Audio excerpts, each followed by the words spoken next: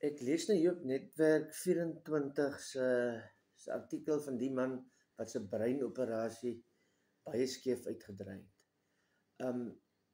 Ek het 'n bietjie simpatie met sulke tipe dokters. Dis 'n baie moeilike prosedure en ek glo hulle waarsku vir jou vooraf. En ek het simpatie vir die mediese as hulle sulke blapse maak. Dit is moeilike goed. En dit is ook my laaste simpatie wat ek het. Nou gaan ek sê wat ek wil sê. As gevolg van die mediese bedryf is ons wêreld oorbevolk. Ek het al gesien, die mense gaan vir kankerbehandeling, ek het met hoeveel mense gepraat. Na jy vir die behandeling gegaan het, is daar soveel neeweffekte. Daar's 'n einde aan jou sekslewe. Soveel neeweffekte en dan tog moet jy elke 6 maande weer vir toetsing gaan en jy moet vir toetsing gaan elke 6 maande of so om te kyk of jy skoon is en dan daai ge-worry oor die uitslae. Dit kom met die kanker mense wat kanker het so monde self uit. Hulle sê die ge-worry oor die volgende uitslag. Dit is die ergste van alles, van die hele storie. Nou ek vir dit vir myself so. Ek wil een keer ly en doodgaan. Ek wil nie ly en swaar kry, en dan ly ek weer, en gaan ek 4 jaar later, die laaste 4 jaar was my lewenskwaliteit in elk geval so swak. Ek kon nie regtig veel geniet het nie. Hulle moet maar net vir my sê, meneer, ons kan niks meer vir jou doen nie. Jy het net 'n maand oor om te leef. Daai tipe van ding. Ek wil nie gaan worry oor 'n klompe toets of dit of ek meen op hierdie ouderdom wat ek nou is, iewers te gaan hulle met 'n bloedtoets fout kry. Hulle gesê jou nier is net op 90% funksie.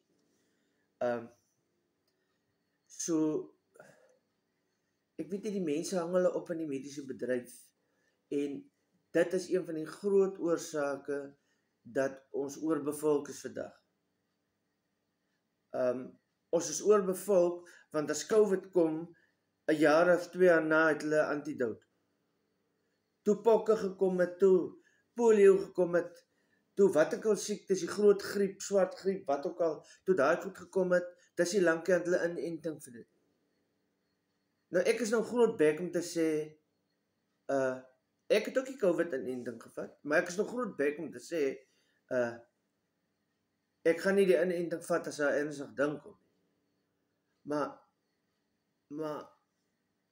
hoe keer 'n mens die ding nou om? Wat maak ek myself? Ek leef maar net, ek wil een keer siek raak en doodgaan. En intussen, al wat ek moet doen is, ek is maar lief vir my tamatiesous. Ek gooi dit oor al my kos, en ek hoop dit hou my gesond. Ek gooi tamatiesous oor my sojasous, al my kos.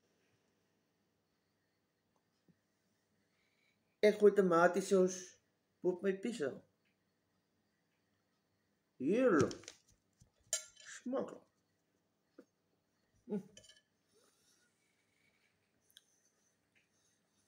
Ek hou so van tamatiesous. Ek hou so van tamatiesous. Ek eet dit self saam met my tamatie.